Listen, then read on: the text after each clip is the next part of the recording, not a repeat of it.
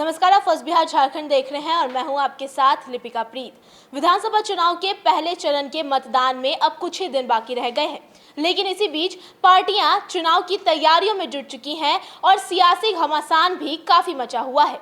जो दो मुख्य खेमे बताए जा रहे हैं, पहला एनडीए और दूसरा महागठबंधन, इन दोनों में भी बयानबाजी का दौर काफी तेज हो चुका है। बिहार के डिप्टी सीएम सुशील मोदी ने नेता प्रतिपक्ष तेजस्वी यादव पर एक बार फिर से निशाना साधा है। उन्होंने कहा है कि आरजेडी ने इस बार विधानसभा चुनाव जीतने के लिए कई बाहुबलियों का सहारा लिया है। सुशील मोदी ने कहा है कि नेता प्रतिपक्ष तेजस्वी यादव ने इस बार अपनी पार्टी से करीब 20 बाहुबलियों को टिकट दिया है, लेकिन इसी बीच अगर जनता राजद की सरकार बनाती है, यानी कि महागठबंधन की सरकार बनाती है, तो वो दिन दूर नहीं होगा जो वापस से 15 साल जो पति पत्नी का राज था और जंगल राज था, वो वापस से आ जाएगा और फिर से अपहरण, लूट, हत्या जैसी घटनाएं बढ़ने लगेंगी।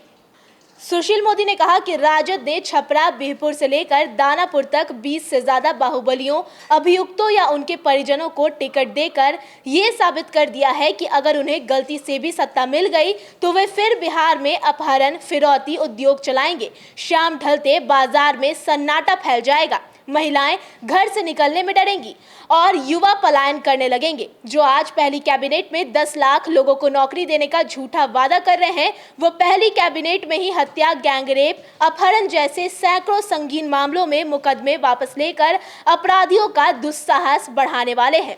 मोदी ने कहा कि दिल्ली विधानसभा के चुनाव में जैसे केजरीवाल ने मुफ्त बिजली पानी का झांसा देकर 20 लाख बिहारियों के वोट लिए और चुनाव जीतने के बाद लॉकडाउन के समय बस खुलने की अफवाह फैलाकर मजदूरों को भगा दिया, वैसे ही राजद चुनाव के बाद नौकरी से लेकर हर काम के पैसे लेने या जमीन लिखवाने के एजेंडे पर काम कर रहा है।